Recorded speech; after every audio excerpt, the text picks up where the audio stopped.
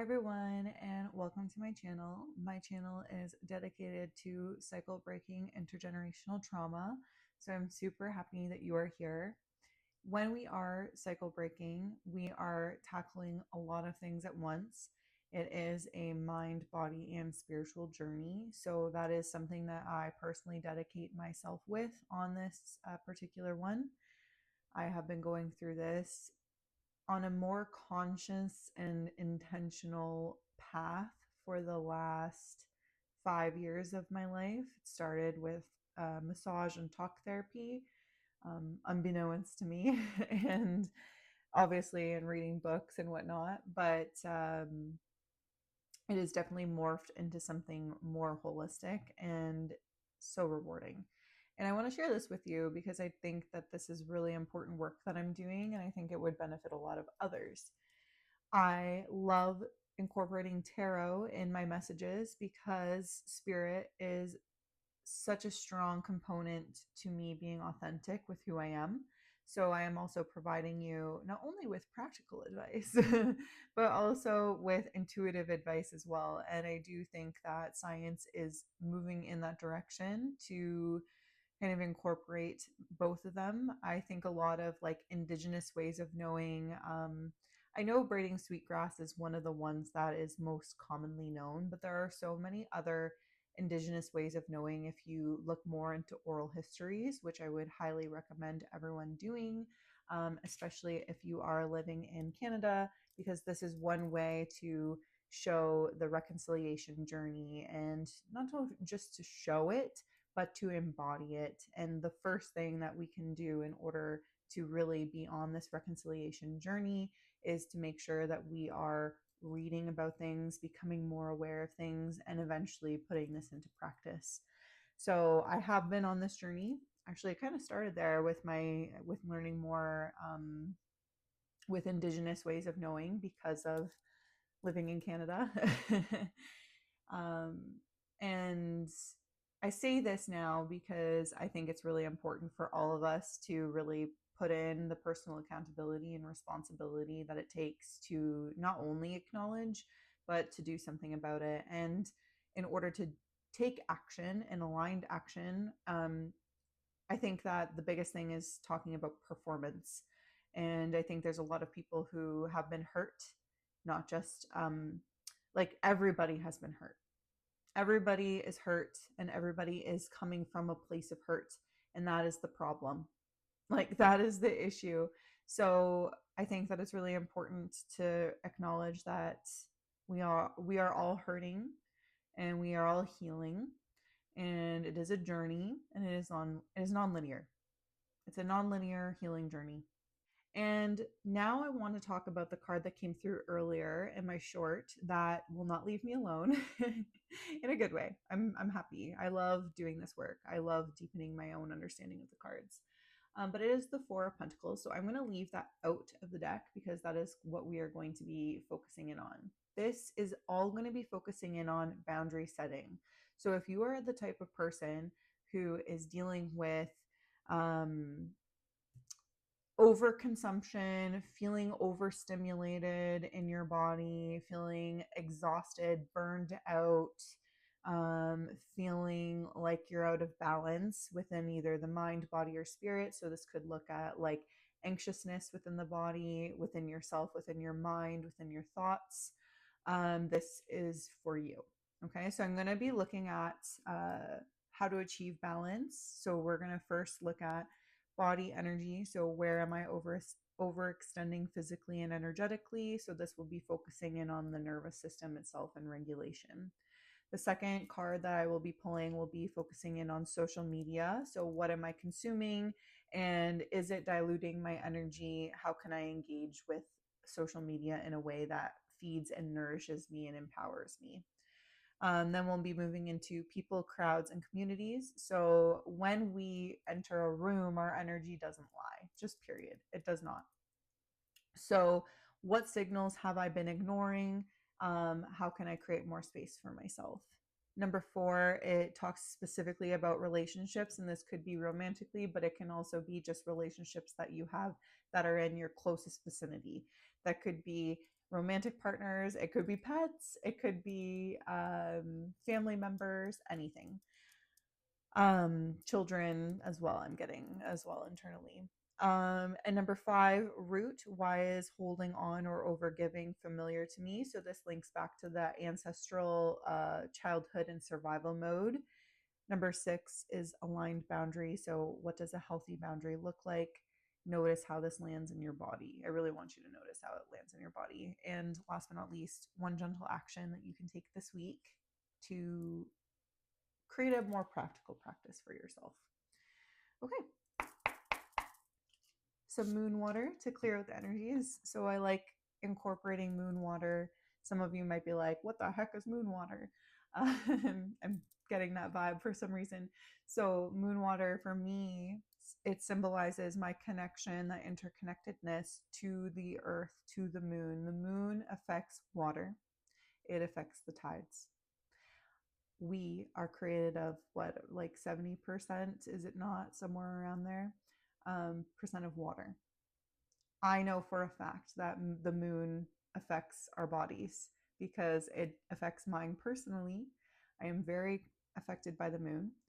And I do think that if we were to look at the studies done in an ER setting, because I've heard, I have people who work in healthcare, they said to me personally, because I've asked these questions, I was like, what is it like on a full moon?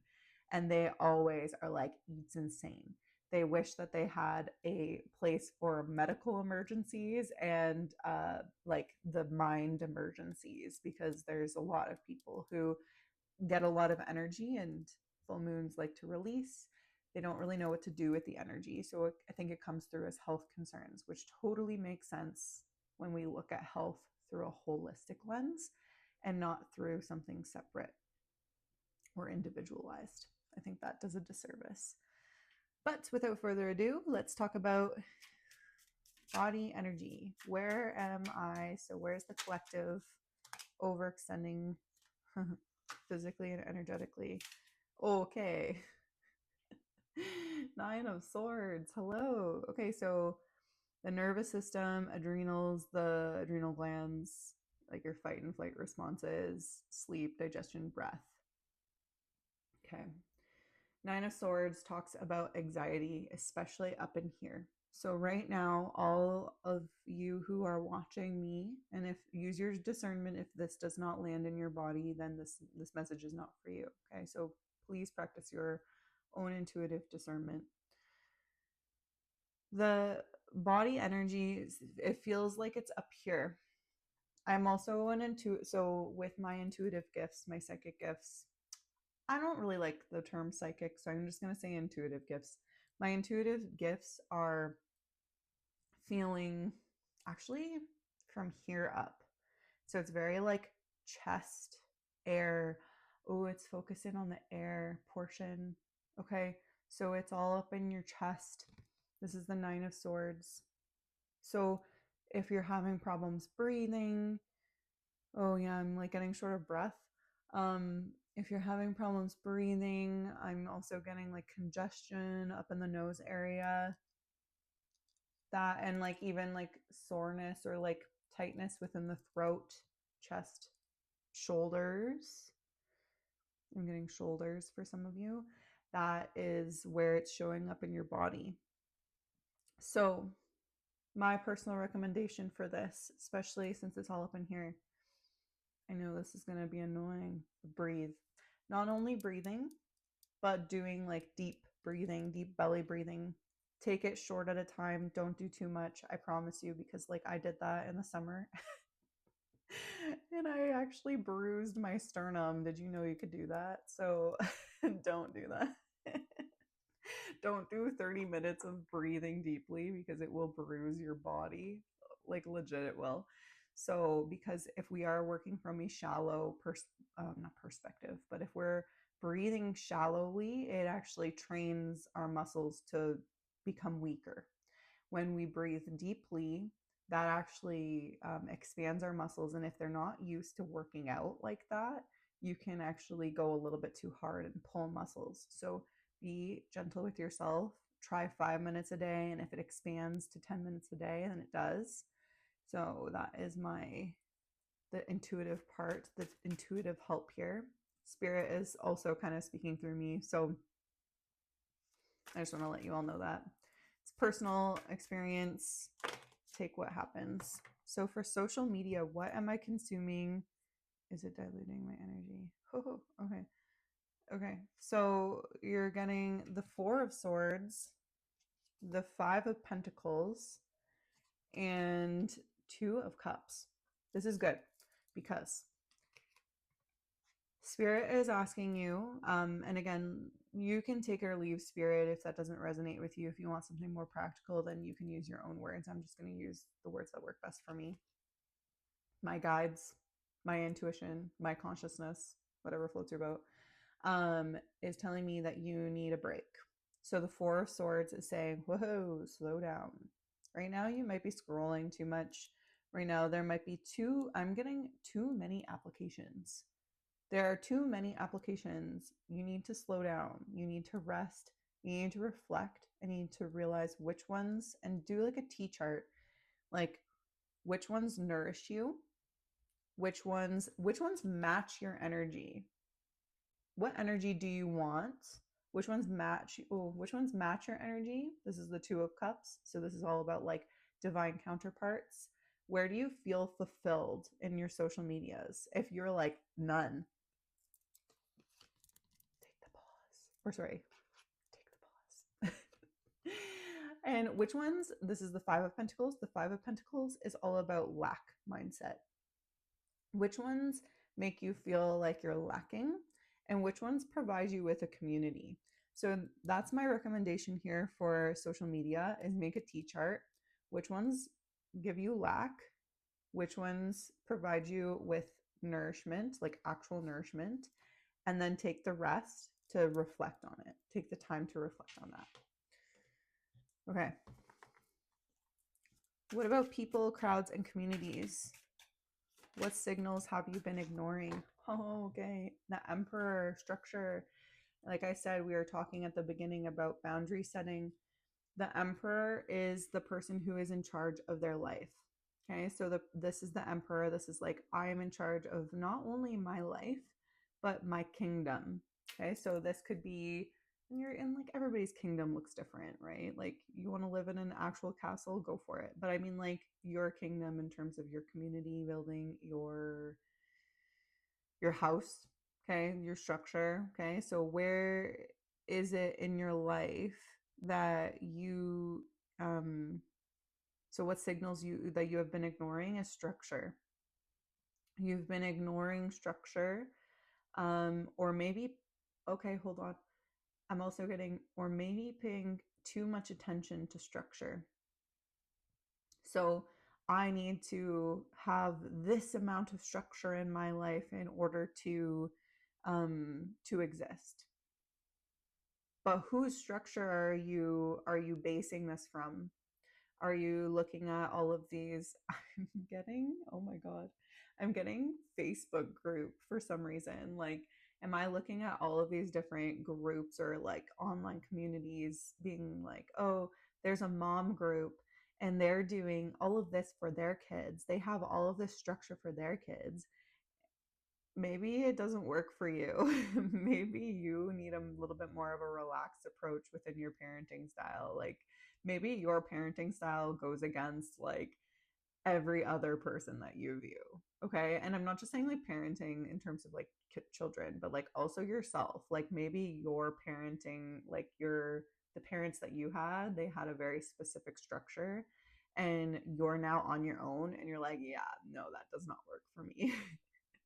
So that's what it's saying. Like, develop your own sense of structure, develop your own sense of boundaries, because this will help the people, crowds, and communities that you are in. That way, you will then pay attention more to the signals that you want, the structure that you want in your life, and then you're not ignoring yourself. I hope that makes sense.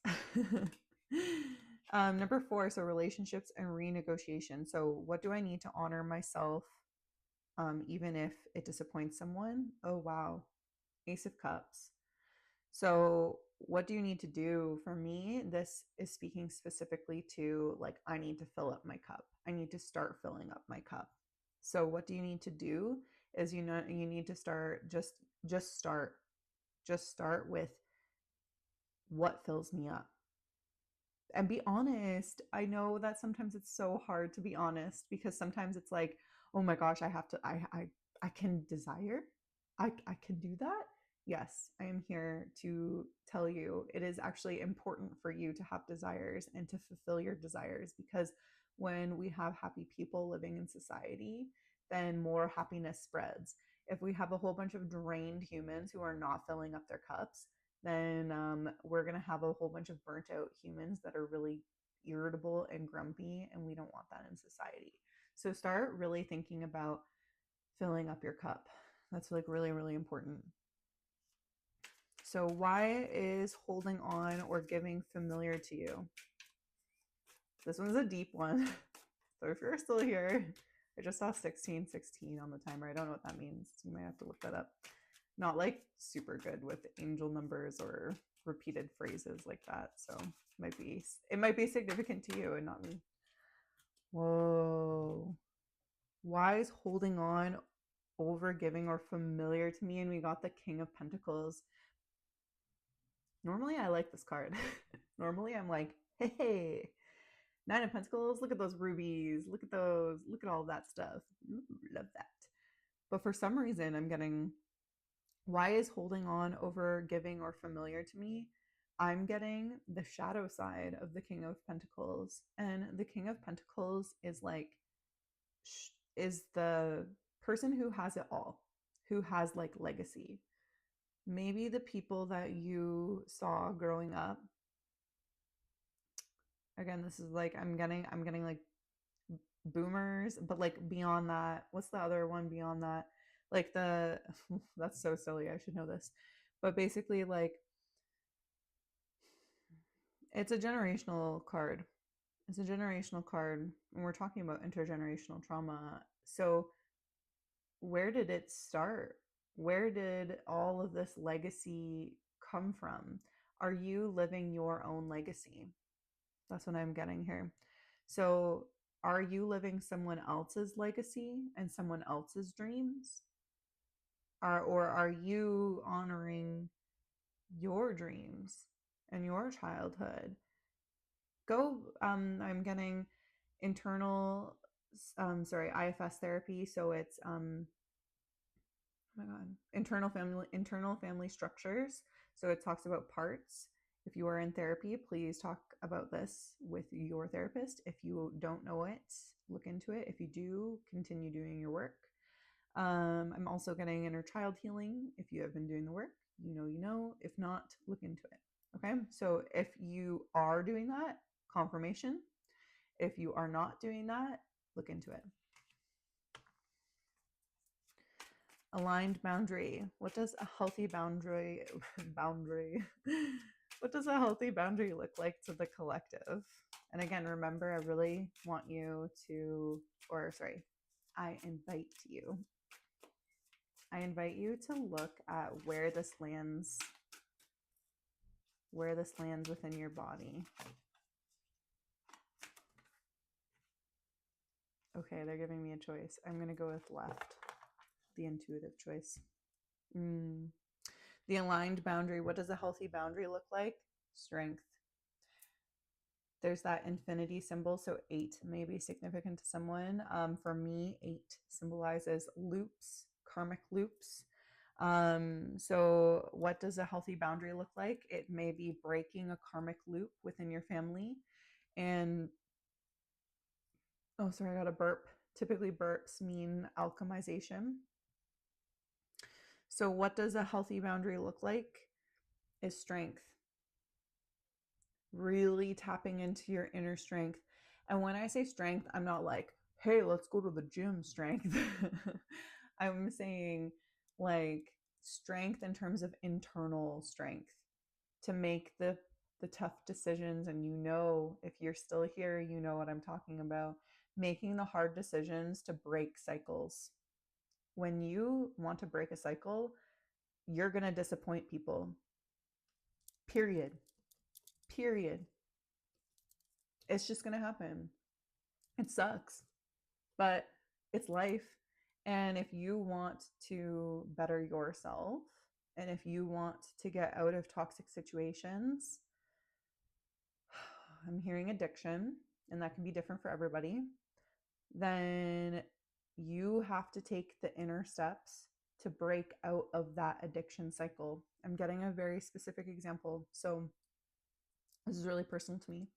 But if there is an addiction cycle in your family, so there is the person who is the person who is suffering from addiction. Let's name alcoholism, someone who has alcoholic tendencies. Okay.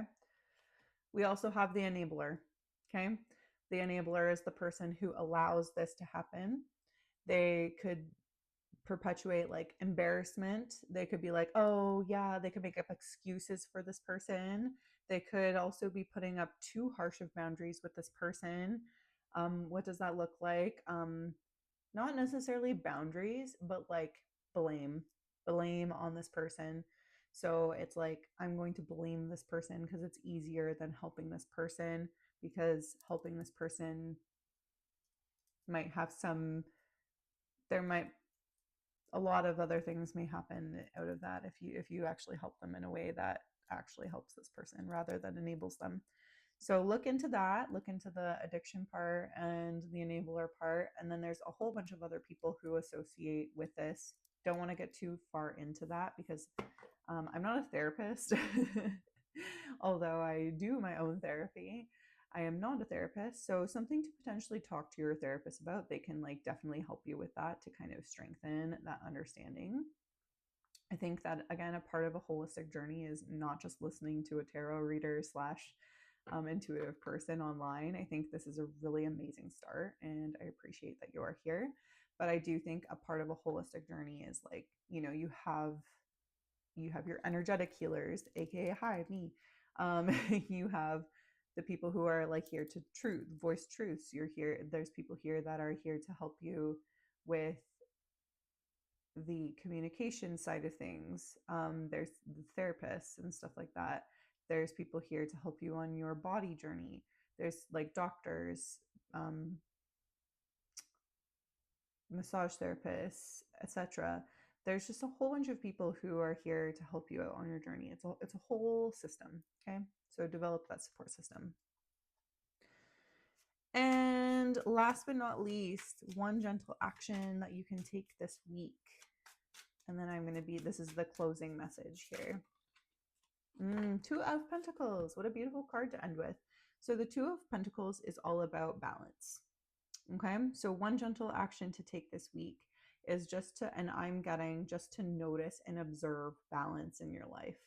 So if you're sitting here and you're like, I don't even know where to start with that, do the T chart thing. I highly suggest doing like, and not just social medias, but what nourishes you.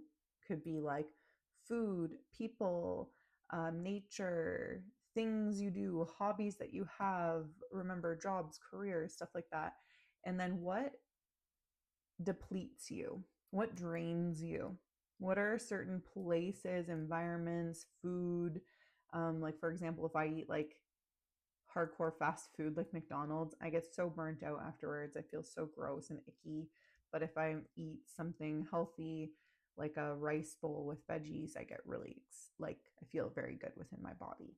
Okay, so these are just examples of noticing and observing what balances you, what helps you, what nourishes you, and what drains you, without judgment.